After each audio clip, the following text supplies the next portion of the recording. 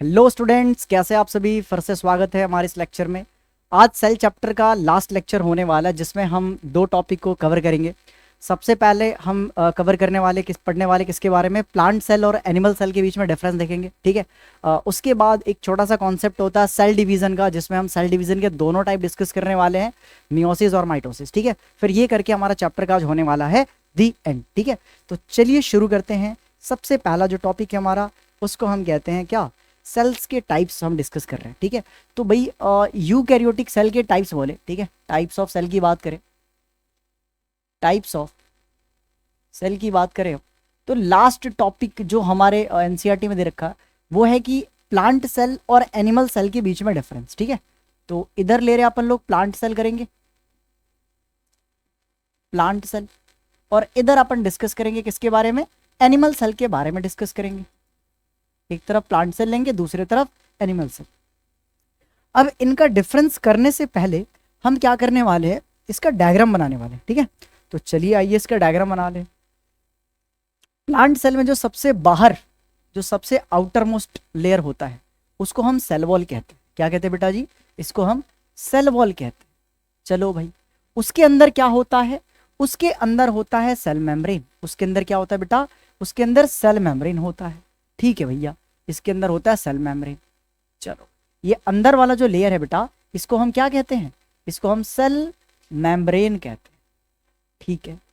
Plant की एक खास बात है कि इसके अंदर जो वैक्यूल होता है बहुत बड़ा होता है।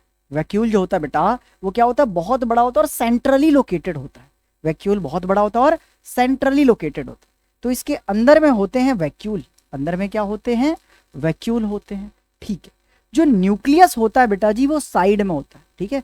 जो न्यूक्लियस होता है वो होता है साइड में। अच्छा, और क्या क्या पाया जाता है इसके अंदर, तो और पाया जाता है इसके अंदर प्लास्टिड। ठीक है। इसके अंदर ऐसे प्लास्टिड पाए जाते हैं, ये रहे, थोड़े छोटे होते हैं, थोड़े क्या, काफी छोटे होते हैं ऐसे, ये प्लास्टिड हो गया। इसके अंदर माइटोकॉन्ड्रिया वगैरह भी पाए जा सकते हैं। मान के चलो ये हमारे पास माइटोकॉन्ड्रिया हो गया। माइटोकॉन्ड्रिया के अंदर वाला लेयर क्या होता है भाई, वो एक तरह से इनफोल्डिंग्स होती है उसमें। ठीक है। न्यूक्लियस के आसपास, न्यूक्लियस के आसपास एक तरह से क्या होता है, ऐसे ट्यूबुलर वेसिकल स्ट्रक्चर होता है, जिसको हम क्या कहते हैं, एंडोप्लाज्मिक रेटिकुलम वगैरह कहते हैं भाई। ठीक है। अच्छा, ये इधर भी हो सकता है, दोनों तरफ हो सकते हैं बेटा, इधर भी हो सकता है। तो इसको हम एंडोप्लाज्मिक रेटिकुलम यानी कि ईआर कहते हैं। अगर राइबोसोम्स लगा हुआ है तो उसी को हम क्या कह देंगे, आरईआर कह देंगे, आरईआर। अगर राइबोसोम्स नहीं लगा है तो उसी को एसईआर यानी कि स्मूथ एंडोप्लाज्मिक रेटिकुलम कह देते हैं। और क्या पाया जाता है भैया, और इसमें गोल्गी बॉडी वगैरह पाई जाती है ऐसे, इसके अंदर ऐसे गोल्गी बॉडी पाई जा सकती हैं, गोल्गी बॉडी पाई जा सकती है। ठीक है। और क्या पाया जाता है, ध्यान से देखो, इसको हम कहते हैं प्लास्टिड। और वो प्लास्टिड जिसके अंदर क्लोरोफिल होता है उसको हम क्या कहते हैं, क्लोरोप्लास्ट कहते हैं। तो क्लोरोप्लास्ट भी इसके अंदर पाया जाएगा। ठीक है। चलो, तो ये था एक मेरा बेसिक प्लांट सेल का स्ट्रक्चर। वही मैं एनिमल सेल की बात करूं, ठीक है, वही अगर मैं एनिमल सेल की बात करूं तो एनिमल सेल में कोई भी, एनिमल सेल में एक तरह से कोई भी सेल वॉल पाया नहीं जाता है। इसके अंदर सिर्फ प्लाज्मा मेम्ब्रेन पाए जाते हैं, सेल वॉल एब्सेंट होता है, सेल वॉल इसके अंदर बेटा नहीं पाया जाता है। ठीक है। तो इसके अंदर सबसे बाहर वाला जो लेयर होगा वो होगा प्लाज्मा मेम्ब्रेन, या इसी को प्यार से हम सेल भी कह देते हैं, यानी कि सेल मेम्ब्रेन भी कह देते हैं। ठीक है। अच्छा, इन दोनों में एक अंतर है, डिफरेंस क्या है कि इसका जो न्यूक्लियस होता है साइड में होता है, इसमें न्यूक्लियस क्या होता है, एकदम सेंटर में होता है। इसमें न्यूक्लियस क्या होता है बेटा जी, एकदम सेंटर में होता है। ठीक है। अगर वैक्यूल पाया जाएगा तो बहुत छोटा होगा, अगर वैक्यूल पाया जाएगा तो बहुत छोटा वैक्यूल होगा, और नहीं तो एब्सेंट ही होगा। तो प्लांट एनिमल में या तो वैक्यूल होते ही नहीं है, और नहीं तो अगर होंगे तो बहुत छोटे होंगे। ठीक है। और क्या क्या पाया जाएगा इसके अंदर, और बेटा जी पाया जाता है माइटोकॉन्ड्रिया, इसके अंदर माइटोकॉन्ड्रिया वगैरह पाया जा सकते हैं। क्या प्लास्टिड इसके अंदर पाया जाएगा, नहीं पाया जाएगा। तो इसके अंदर वैक्यूल होता है, माइटोकॉन्ड्रिया होता है, माइटोकॉन्ड्रिया होता है, न्यूक्लियस होते हैं, और वो भी सेंटर में होते हैं न्यूक्लियस। अच्छा, और साइटोप्लाज्म वगैरह तो यार सभी जानते हैं, तो उसको लेवल करवाने की जरूरत ही नहीं है, ये तो अंडरस्टूड है कि अंदर में क्या होगा, साइटोप्लाज्म होगा। यहाँ पे भी ये क्या है, मान के चलो ये पूरा जेली लाइक सब्सटेंस है, ये क्या है बेटा, ये है साइटोप्लाज्म। प्लाज्मा या साइटोप्लाज्म, ठीक है, क्लियर है, कोई दिक्कत वाली बात। अच्छा, ये न्यूक्लियस की बात करें तो न्यूक्लियस के आसपास ऐसे ट्यूबुलर स्ट्रक्चर होते हैं ऐसे, ठीक है, इसी को हम क्या कह रहे थे, इसी को हम एंडोप्लाज्मिक रेटिकुलम कहते हैं। क्या कहते हैं बेटा, एंडोप्लाज्मिक रेटिकुलम कहते हैं। चलो भाई, अगर इस एंडोप्लाज्मिक रेटिकुलम पे कोई ऐसे गोला गोला सा स्ट्रक्चर चिपका हो जिसको हम राइबोसोम्स कहते हैं, काम होता प्रोटीन बनाने का, तो इसी को, ये तो राइबोसोम्स हो गया, और जिस एंडोप्लाज्मिक रेटिकुलम पे राइबोसोम्स चिपके होते हैं उसको अपन क्या कहते हैं, उसको अपन आरईआर कहते हैं। आरईआर बोले तो रफ एंडोप्लाज्मिक रेटिकुलम। चलिए, अच्छा, जिन पे भैया जी चिपके नहीं होंगे राइबोसोम्स तो वो तो स्मूथ होगा भाई, वो क्या होगा, वो तो स्मूथ होगा, ठीक है, ऐसे ऐसे स्मूथ होगा। तो ये क्या है, ये एसईआर है, ये ईआर की ही टाइप होते हैं, आरईआर और एसईआर। एसईआर पे राइबोसोम्स नहीं पाए जाते हैं, ठीक है। आगे बात करते हैं हम, आगे बात करते हैं, इसमें गोल्गी बॉडी वगैरह भी हो सकती हैं, हो सकती हैं क्या, होती हैं, ठीक है। तो भाई इसमें गोल्गी बॉडी ऐसे होती है अरेंज, ऐसे पैरेलली अरेंज होती है बेटा, ठीक है। ये मान के चलो क्या है, गोल्गी अपैरेटस है या गोल्गी बॉडी भी कह सकते हो इसको। चलो भाई, तो ये एक तरह से बेसिक हमारा स्ट्रक्चर हो गया एनिमल सेल का, और ये क्या हो गया, प्लांट सेल का। तो जब भी आप डिफरेंस लिखें तो जरूरी है कि सबसे पहले डिफरेंस स्टार्ट करिए डायग्राम से।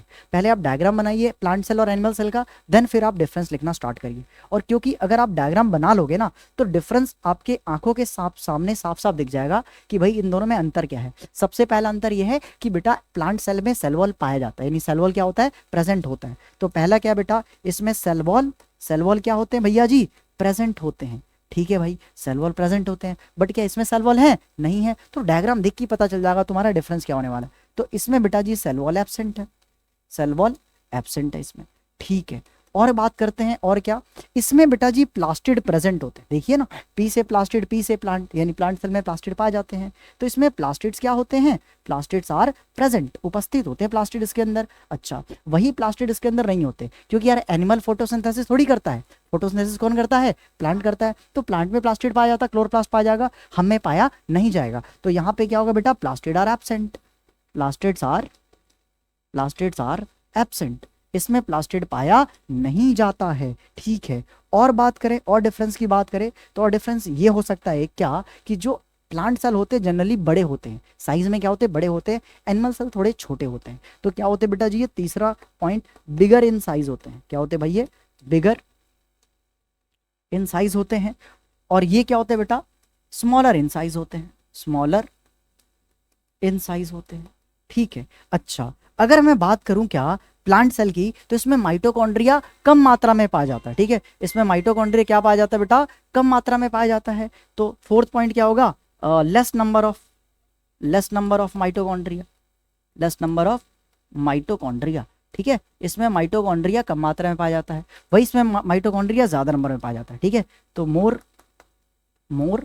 नंबर ऑफ माइटोकॉन्ड्रिया, ठीक है, मोर नंबर ऑफ माइटोकॉन्ड्रिया पाए जाते हैं, ठीक है। चलो, तो ये हो गया टाइप्स ऑफ सेल के बारे में, इनके बीच में डिफरेंस, ठीक है। अभी हम क्या कर रहे हैं बेटा जी, अभी इनके बीच में हम क्या कर रहे हैं, ये डिफरेंस करवा रहे हैं, प्लांट सेल और एनिमल सेल में क्या डिफरेंस होता है वो कर रहे हैं, ठीक है। पांचवा पॉइंट क्या हो गया, तो भैया पांचवा पॉइंट तो सबसे बढ़िया पॉइंट ये हो गया क्या, कि भाई क्योंकि प्लांट सेल में सेल वॉल पाया जाता है। अब सेल वॉल पाया जाएगा तो इसके कारण प्लांट सेल क्या होते हैं, हार्ड होते हैं, रिजिड होते हैं। तो क्या होते हैं बेटा, एक तरह से रिजिड होते हैं, ठीक है। रिजिड क्यों होंगे, ऑब्वियसली सेल वॉल की वजह से होंगे, ठीक है। बट ये क्या होते हैं बेटा, सॉफ्ट होते हैं, ठीक है, ये क्या होते हैं, सॉफ्ट। अच्छा, एक सेल ऑर्गेनल्स होता है, ठीक है, एक सेल ऑर्गेनल्स होता है, उसके बारे में पढ़ोगे आप लोग हायर क्लासेस में। अब वो सेल ऑर्गेनल्स है क्या, उसको कहते हैं सेंट्रियोल, ठीक है। एक सेंट्रियोल या सेंट्रोजोम करके सेल ऑर्गेनल्स होता है, यहाँ पे लिखवा दे रहा हूँ, न्यूक्लियस के आसपास ही होता है ऐसे, ठीक है, ऐसे सिलिंड्रिकल होता है, इसको हम कहते हैं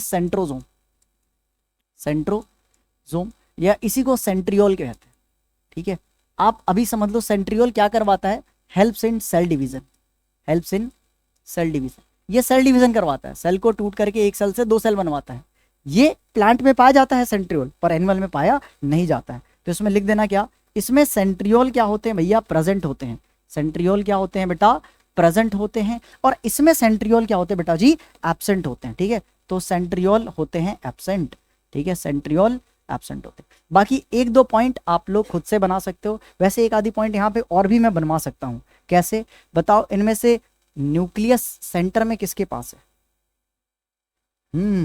यहाँ पे एनिमल में सेंट्रली लोकेटेड न्यूक्लियस पाया जाता है, ठीक है, एनिमल में सेंट्रली लोकेटेड न्यूक्लियस पाया जाता है, पर प्लांट में न्यूक्लियस साइड में होता है। एक और डिफरेंस बन सकता है, इसमें लार्ज सेंट्रली लोकेटेड वैक्यूल पाए जाते हैं। बड़ा सा वैक्यूल होगा, सेंटर में होगा, इसमें या तो वैक्यूल एब्सेंट होगा और नहीं तो होगा तो छोटू सा होगा, साइड में होगा, ठीक है। तो इसमें क्या पाया जाता है बेटा? 7 पॉइंट है क्या? लार्ज सेंट्रली लोकेटेड क्या पाया जाता है? वैक्यूल पाया जाता है, ठीक है, वैक्यूल पाया जाता है। और कह सकते हो ये जो वैक्यूल है ऑलमोस्ट अबाउट 90% सेल का जगह वैक्यूल से घिरा होता है, ठीक है। बट वही अगर मैं बात कर रहा हूं एनिमल सेल की, तो या तो वैक्यूल एब्सेंट होगा और नहीं तो होगा तो छोटा होगा, ठीक है। तो या तो इसमें इधर एब्सेंट होते वैक्यूल, ठीक है, और प्रेजेंट इन स्मॉल साइज, ठीक है, छोटे साइज में पाए जाते हैं। अच्छा, यहाँ पे न्यूक्लियस सेंटर में होता है, यहाँ पे न्यूक्लियस साइड में होता है, किनारे में होता है, पेरिफेरी में होता है, ठीक है। तो 8वां पॉइंट क्या हो गया बेटा? यहाँ पे सेंट्रली लोकेटेड न्यूक्लियस होता है, सेंट्रली लोकेटेड न्यूक्लियस पाए जाते हैं, ठीक है। इसमें क्या होते हैं बेटा? न्यूक्लियस साइड में होते हैं, ठीक है। 8वां पॉइंट क्या है? यहाँ पे जो न्यूक्लियस है, ये जो न्यूक्लियस है ये क्या होता है? साइड में होता है। क्यों होता है? क्योंकि यार बीच का जगह तो वैक्यूल ने घेरा हुआ है, तो इसलिए न्यूक्लियस को साइड का जगह मिलता है। तो भाई ये आपका जो टॉपिक था वो सीबीएसई के लिए बेटा बहुत इंपॉर्टेंट टॉपिक है। 2 से 5 नंबर, सॉरी 2 तो बहुत कम लिख दिया मैंने, 3 से 5 मार्क्स, 3 to 5 मार्क्स आपको सीबीएसई के एग्जाम में दिलवा सकता है। इसलिए टॉपिक बहुत ज्यादा इंपॉर्टेंट है, वेरी की पावर इन्फिनिटी टाइम्स इंपॉर्टेंट है, ठीक है। तो इसको आप अच्छे से एक तरह से नोट आउट करके और उसको रिवाइज कर लीजिएगा। इसका डायग्राम और डिफरेंस दोनों बहुत ज्यादा इंपॉर्टेंट है, 3 से 5 नंबर आपको दिलवा सकते हैं, ठीक है। चलो अब आगे बात करते हैं क्या? नेक्स्ट हम बात करने जा रहे हैं बेटा सेल डिवीजन, ठीक है। तो अब सेल डिवीजन क्या होता है पहले समझते हैं, फिर उसके टाइप्स डिस्कस करेंगे। सबसे पहले देखते हैं सेल डिवीजन क्या होता है। सबसे पहले देखते हैं क्या सेल डिवीजन क्या होता है भाई। तो देखो भाई, एक सेल से 2 नए सेल्स का बनना, एक सेल से 2 नए सेल्स का बनना ही क्या कहलाता है बेटा? सेल डिवीजन कहलाता है। जैसे मान लीजिए मेरे पास एक सेल है, ठीक है, ये एक मेरे पास सेल है, ये क्या है? पेरेंट सेल है। ये क्या बेटा? पेरेंट सेल है। अच्छा, ये सेल जब बड़ा होकर मैच्योर हो जाएगा, थोड़ा बड़ा हो जाएगा, यानी कि क्या हो जाएगा? ये मैच्योर हो जाएगा। अच्छा, मैच्योर होने के बाद ये सेल क्या कर देता है? टूट करके 1 से 2 सेल बना देता है, 1 से 2 सेल। ये जो नया सेल्स बना है, न्यू सेल्स बने बेटा, ठीक है, इसको हम क्या कहते हैं? इसको हम डॉटर सेल्स कहते हैं। क्या कहते हैं? डॉटर सेल कहते हैं बेटा, ठीक है, डॉटर सेल्स कहते हैं, ठीक है। यानी कि एक सेल से 2 सेल का बनना, इसी प्रक्रिया को, इसी प्रोसेस को हम क्या कहते हैं? सेल डिवीजन कहते हैं, ठीक है। तो सेल डिवीजन एक प्रोसेस है जिसमें नए सेल्स बनते हैं पुराने सेल से, ठीक है। यानी कि जो पेरेंट सेल है बेटा, वही क्या है बेटा? एक तरह से पुराना सेल है, प्री एग्जिस्टिंग सेल है, ठीक है। तो सेल डिवीजन है क्या? जरा डेफिनेशन लिखते हैं। द प्रोसेस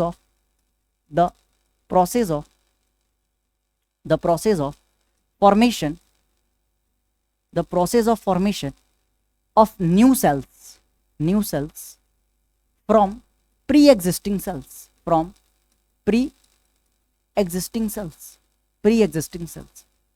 नए सेल से पुराने सेल से नए सेल्स का बनना ही हम क्या कहते हैं बेटा? इसी को क्या कहते हैं? Called cell division.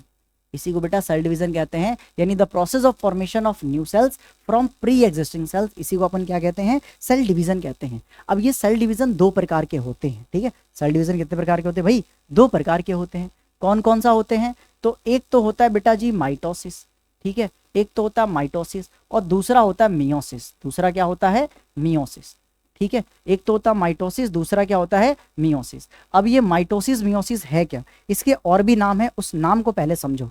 माइटोसिस को एक और नाम से जानते हैं, इसको माइटोटिक डिवीजन भी कहते हैं। ऑल्सो नॉन एज या रुको, इसका पॉइंट मैं अलग से करवा दूंगा, इसका जो नाम है इसी के साथ लिख दे रहा हूं। इसको ना बेटा बहुत सारे किताब में माइटोटिक डिवीजन भी कहते हैं।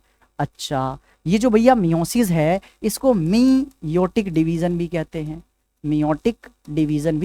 हैं, सुनो, ये जो मियोसिस है इसको एक और नाम से जाना जाता है, मियोसिस और माइटोसिस को एक और नाम से जानते हैं। जो बेटा माइटोसिस होता है ना, उसको हम एक तरह से इक्वेशनल डिवीजन कहते हैं। क्या कहते हैं बेटा? इसको हम इक्वेशनल डिवीजन कहते हैं। तो ऑल्सो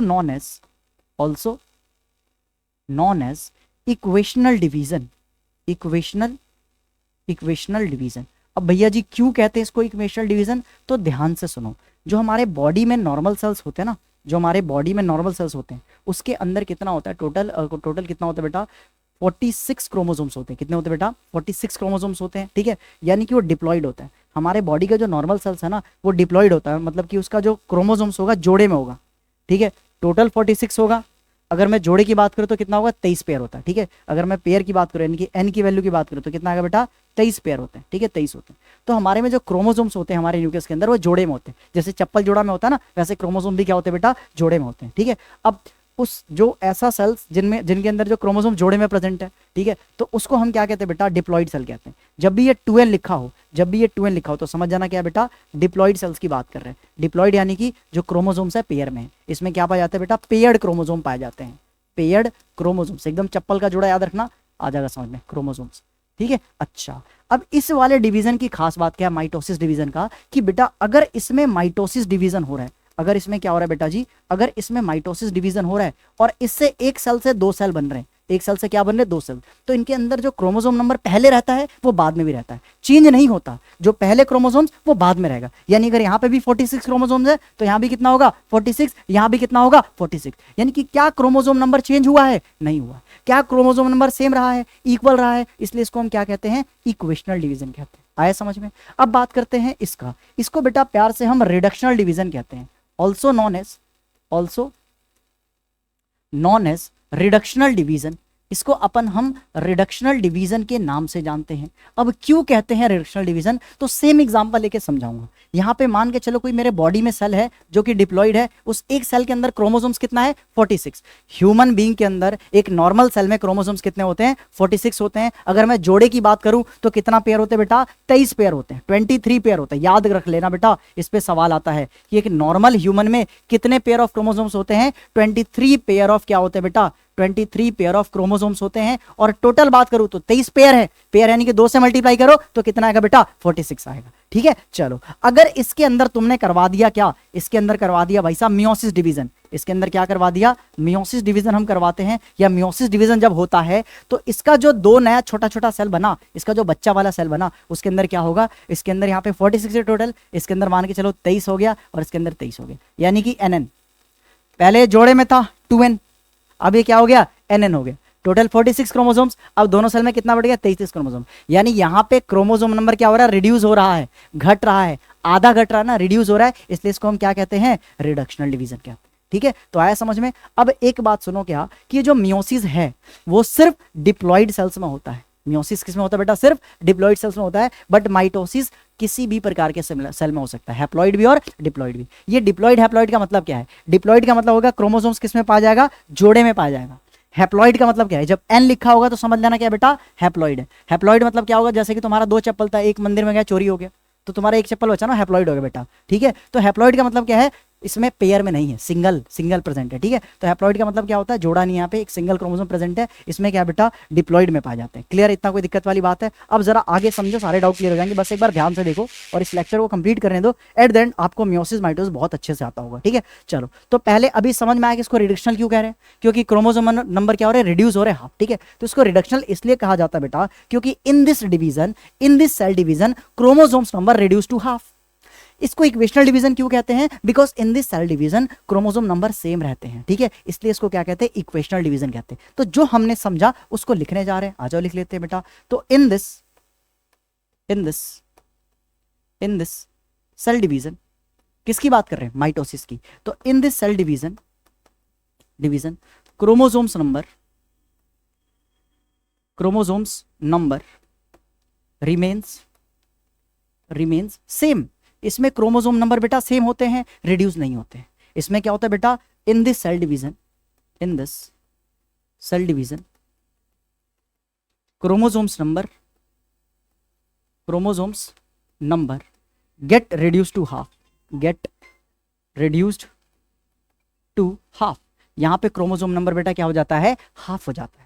अगर आपको डेफिनेशन बनाने के लिए बोल दे तो खुद से बना सकते हो, कॉन्सेप्ट आना चाहिए। क्या बनाओगे, meiosis is a cell division, meiosis is a type of cell division in which क्या होता है बेटा, in which chromosome number reduce to half. और माइटोसिस क्या होता है, mitosis is a type of cell division in which chromosome number remains same, इसमें chromosome number same रहता है, इसमें क्या हो जाता है बेटा, हाफ होता है। ठीक है, अगर आपको इतना समझ में आ गया है तो इसको नोट डाउन करिए, हम आगे बढ़ते। अगर इतना समझ में आ गया तो हम आगे बढ़ सकते हैं। अब हम देखने वाले हैं क्या कि भाई माइटोसिस की क्या रिक्वायरमेंट होती है हमारे बॉडी में, ठीक है, क्या यूजेस होते हैं, और मियोसिस का क्या रोल होता है हमारे बॉडी में, ये हम समझने वाले हैं। ठीक है, तो उसके लिए यार नेक्स्ट स्लाइड लेते हैं और आज समझते हैं। अगर हम माइटोसिस की बात करें बेटा, ठीक है, माइटोसिस, तो माइटोसिस कहाँ कहाँ होता है, माइटोसिस कहाँ कहाँ होता है, तो सबसे पहले बात करें जैसे कि हमारे बॉडी की जो ग्रोथ एंड डेवलपमेंट है, ठीक है, जैसे हम छोटे थे अब बड़े हो गए, ठीक है, तो ये जो कोई भी ऑर्गेनिज्म की जो ग्रोथ होती है, डेवलपमेंट होती है, उसमें कौन सा सेल डिवीजन काम करता है, माइटोसिस। ठीक है, तो ये क्या करवाता है हमारे बॉडी में, it helps in growth and development, growth and development, development of body. ठीक है, किसी भी बॉडी का ग्रोथ एंड डेवलपमेंट करवाने वाला जो सेल डिवीजन है उसको हम क्या कहते हैं, माइटोसिस कहते हैं। दूसरा, जैसे कभी हमें कट वगैरह लग गया, छिल गया, ठीक है, कोई इंजरी आ गया या हड्डी टूट गया, ठीक है, तो उस समय में उसका रिपेयर कैसे हो जाता है, तो रिपेयर जो करवाने के लिए जो सेल डिवीजन चलता है हमारे बॉडी में उसको भी हम क्या कहते हैं, माइटोसिस कहते हैं। ठीक है, तो इन केस इसमें क्या होता है बेटा, रिपेयरिंग ऑफ इंजुरीज हो गया, ठीक है, इंजुरीज हो गया, लाइक कट हो सकता है, ठीक है, कट हो सकता है, फ्रैक्चर हो सकता है, इन सबको जो बेटा, इन सबको जो सही करता है सेल डिवीजन उसको हम क्या कहते हैं, माइटोसिस कहते हैं। तो ग्रोथ एंड डेवलपमेंट नॉर्मल, ठीक है, और जो हमारा ये सब रिपेयरिंग करवाने वाला काम है ये सब कौन करवा रहा है बेटा, माइटोसिस करवा रहा है। ठीक है, चलिए बाकी ये मियोसिस का क्या काम है भैया जी, ये मियोसिस का काम क्या है, तो मियोसिस का काम थोड़ा ध्यान से सुनो। मियोसिस का हमारे बॉडी में एक ही सबसे बड़ा रोल है क्या, कि गैमीट बनाना। जैसे फीमेल में कौन सा गैमीट होता है बेटा, फीमेल में जो सेक्स सेल्स उसका नाम क्या होता है, ओवम। तो ओवम कौन से प्रोसेस से बन रहा है, मियोसिस। मेल में जो गैमीट होते हैं, मेल गैमीट, उसका नाम क्या होता है, स्पर्म। तो स्पर्म जो बनता है वो किससे बनता है, मियोसिस से। यानी मियोसिस का सबसे बड़ा रोल है बॉडी में क्या बनाना, गैमीट्स बनाना। ठीक है, तो इसका क्या फंक्शन होता है, इसका फंक्शन क्या होता है, अगर आपसे कोई इसका फंक्शन पूछ ले मियोसिस का, कि हमारे बॉडी में या किसी भी लिविंग ऑर्गेनिज्म के बॉडी में मियोसिस का क्या रोल होता है, तो आप क्या बताओगे कि भैया जी it helps in gamete formation. क्या करवाता है बेटा, it helps in gamete formation. ठीक है, गैमीट फॉर्मेशन में हेल्प करवाता है। ठीक है, गैमीट फॉर्मेशन में क्या करवाता है बेटा, ये हेल्प करवाता है। चल भाई बहुत अच्छी बात है, पर कैसे गैमीट फॉर्मेशन वगैरह करवा रहा है, थोड़ा कॉन्सेप्ट क्लियर नहीं हो रहा थियरी में, तो आइए इसको थोड़ा प्रैक्टिकली तो नहीं बट वैसे समझ रहे हैं। ठीक है, फ्लो चार्ट में समझ रहे हैं। क्या मान लो क्या कि ये हमारे पास इधर फीमेल है कोई, चलो मेल ले रहे हैं पहले, ये रहा मेल। ठीक है, मेल का सिंबल होता है ऐसे गोला और ये तीर चला देते हैं। ठीक है, इधर अपन ले ले रहे फीमेल। ठीक है, ये है भाई साहब फीमेल। चलिए जी, अच्छा देखो इतना पता है कि मेल के बॉडी में क्या होते हैं, मेल सेक्स ऑर्गन होते होंगे और उससे मेल गैमीट बनता है। ठीक है, तो मेल के बॉडी में क्या होते हैं बेटा, क्या होते हैं, एक तरह से टेस्टीज होते हैं, टेस्टीज प्राइमरी सेक्स ऑर्गन होता है बेटा। ठीक है, और मेल के वो टेस्टीज के अंदर ही क्या बनता है बेटा, मेल गैमीट बनता है। क्या बनता है, मेल गैमीट बनता है। अब सुनो, टेस्टिस के अंदर ना कुछ सेल्स होते हैं, टेस्टिस के अंदर क्या होता है बेटा, कुछ सेल्स होते हैं जिसको हम जर्म सेल कहते हैं। क्या कहते हैं, जर्म सेल कहते हैं। ये जर्म सेल डिप्लॉयड होते हैं, टेस्टिस के अंदर कुछ सेल्स होते हैं, उनके अंदर क्या होता है, मियोसिस होता है। यहाँ पे क्या होता है बेटा जी, मियोसिस होता है। अच्छा, जब इस सेल के अंदर मियोसिस होता है तो इससे टोटल पता है कितने गैमीट बनते हैं, टोटल इससे 4 गैमीट बनते हैं। और वो जो गैमीट बन रहा कुछ ऐसे बनेगा। ठीक है, ये रहा गैमीट। तो इस गैमीट को हम क्या कहते हैं, स्पर्म कहते हैं। इस गैमीट को हम क्या कहते हैं बेटा जी, स्पर्म कहते हैं। यानी देखा जाए तो एक सेल से मेल में कितने स्पर्म बन रहे हैं, 4 बन रहे हैं। ठीक है, ये क्यों बन रहा है भैया, मियोसिस की वजह से हो रहा है। अच्छा, अगर ये डिप्लॉयड होगा तो चारों स्पर्म क्या होंगे बेटा जी, हैप्लॉयड होंगे, क्योंकि क्रोमोसोम नंबर क्या करता है, हाफ करता है। अगर हमारे बॉडी के नॉर्मल सेल में 46 क्रोमोसोम है तो बताओ जो स्पर्म सेल होते हैं उसमें कितने क्रोमोसोम होंगे, अगर आपको पता है तो जल्दी कमेंट करिए। ठीक है, और आप लोग बताओ भाई कितने होंगे। अगर नॉर्मल बॉडी सेल में 46 क्रोमोसोम्स है तो मियोसिस हो रहा, रिडक्शनल डिवीजन हो रहा, तो कितना बचेगा, सब में 23 बचेगा। ठीक है, तो भाई इसमें भी 23 क्रोमोसोम, इसमें भी 23, इसमें भी 23, इसमें भी 23। ठीक है, तो यानी कि जो स्पर्म्स होते हैं वो हैप्लॉइड होते हैं। स्पर्म्स क्या होते हैं बेटा जी, हैप्लॉइड होते हैं। ठीक है, हैप्लॉइड होते हैं। चलो भाई बहुत अच्छी बात है, बहुत प्यारी बात है। अब मेरी बात सुनो, फीमेल के अंदर बेटा जो प्राइमरी सेक्स ऑर्गन होता है उसका नाम क्या होता है, ओवरी। क्या होता है बेटा जी, ओवरी। अब मैं थोड़ा इसको रिप्रोडक्शन से रिलेट करवा रहा हूँ, क्लास 12 में हेल्प करेगा और सबसे ज्यादा हेल्प करेगा अगर आप आगे चल के साइंस लेते हैं, पीसी भी लेते हैं तो बायोलॉजी में बहुत हेल्प करने वाला है। तो भाई देखो, ओवरी के अंदर भी क्या होते हैं, कुछ फॉलिकल सेल्स होते हैं बेटा। ठीक है, कुछ सेल्स होते हैं जो कि डिप्लॉयड होते हैं। अच्छा सुनो, इसके अंदर भी मियोसिस डिवीजन होता है, इस सेल्स के अंदर भी मियोसिस डिवीजन होता है और एक ओवम बनता है। मजे की बात क्या है कि 4 सेल इसमें भी बनते हैं बट 3 खराब हो जाते हैं, 3 ना डीजनरेट हो जाते हैं, सिर्फ एक ही सेल बचता है बेटा, ठीक है। तो स्पर्म में क्या होता है, मेल में क्या होता है, चारों के चारों फंक्शनल है, बट इसमें भी 4 बनते हैं बट 3 काम के नहीं होते। काम का कौन सा होता है, सिर्फ एक होता है, ठीक है। उसको हम क्या कहते हैं बेटा, ओवम कहते हैं, ठीक है। अच्छा मान लो डिप्लॉइड है तो ये क्या होगा, हैप्लॉइड होगा, क्योंकि क्या हो रहा है भैया, मियोसिस हो रहा है। अब सुनो, जो गैमीट्स बने हमारे पास, ये फीमेल गैमीट है, ये क्या बेटा जी, फीमेल गैमीट है। तो बस मियोसिस का काम क्या था, गैमीट बनाना। अब उसके बाद क्या होगा, उसके बाद इन दोनों का मिलन होता है, इनके मिलन को हम क्या कहते हैं, फर्टिलाइजेशन कहते हैं। इनके मिलन को क्या कहते हैं बच्चा, फर्टिलाइजेशन कहते हैं। चलो भाई तो कह दो फर्टिलाइजेशन। फर्टिलाइजेशन में बेसिकली होता है क्या, fusion of male and female gamete. Male और फीमेल गैमीट आपस में क्या होते हैं, फ्यूज होते हैं, तो बनता है जायगोट। तो क्या बनता है बेटा, जायगोट। अच्छा जायगोट क्या होगा, डिप्लॉइड होगा। कैसे, स्पर्म एक हैप्लॉइड है, ओवम भी हैप्लॉइड है, तो इधर से ओवम आई, ठीक है, और इधर से भाई क्या आ गया, स्पर्म आ गया। यहां से ओवम आया और यहां से पहुंच गया क्या, स्पर्म। अब देखिए ये भी हैप्लॉइड है, ये भी हैप्लॉइड है, दोनों का मिलन होगा तो क्या बना देंगे, डिप्लॉइड। n+n कितना हो गया, 2n ना, n+n 2n। तो भाई जो जायगोट बनता है, जो जायगोट बनता है वो बेटा जी डिप्लॉइड होता है। जो जायगोट बनता है क्या होता है, डिप्लॉइड होता है। अब देखो इसके आगे जो भी डिवीजन होने वाली है, जायगोट से एम्ब्रियो बनना, ठीक है, जायगोट से एम्ब्रियो बनना, एम्ब्रियो से फीटस बन जाना। फीटस क्या होता है बेटा, इसमें बॉडी पार्ट्स पहचान सकते हो, ठीक है, और इससे पूरा एक ऑर्गेनिज्म बन जाना, ये लो तुम बन गए, ठीक है। तो इससे पूरा ऑर्गेनिज्म बन जाना, यहां से जायगोट से लेकर के पूरा एक कंप्लीट ऑर्गेनिज्म बनने तक जो डिवीजन हुआ बेटा, उसको हम क्या कहते हैं, उसको माइटोसिस कहते हैं। क्या कहते हैं बेटा, इसको हम माइटोसिस कहते हैं। यानी माइटोसिस में क्या हो रहा है, यही 2n 2n 2n 2n चल के पूरा बॉडी बना रहा है। यानी हमारे बॉडी का जो नॉर्मल सेल होगा उसकी प्लॉइडी क्या होगी, डिप्लॉइड होगा। कितने क्रोमोसोम, 46, पेयर में कितना, 23 पेयर। तो ऐसे कॉन्सेप्ट क्लियर होना चाहिए आपको, ठीक है। अच्छा तो भैया हैप्लॉइड कौन से होते हैं, बस हमारे गैमीट्स होते हैं भाई हैप्लॉइड हमारे बॉडी में, ठीक है। या तो हमारा स्पर्म हो गया मेल में और फीमेल में क्या हो गया, ओवम, ठीक है। तो ये था मियोसिस और माइटोसिस का कॉन्सेप्ट जो कि हमारे डेली लाइफ से रिलेटेड है, इवन हमारे रिप्रोडक्शन से रिलेटेड है, ठीक है। तो अगर आपको ये वीडियो अच्छी लगी होगी तो अपने दोस्तों के साथ शेयर कर सकते हैं और इस चैनल को सब्सक्राइब कर सकते हैं ऐसी मजेदार वीडियोस देखने के लिए। मिलते हैं नेक्स्ट लेक्चर में, टिल देन बाय।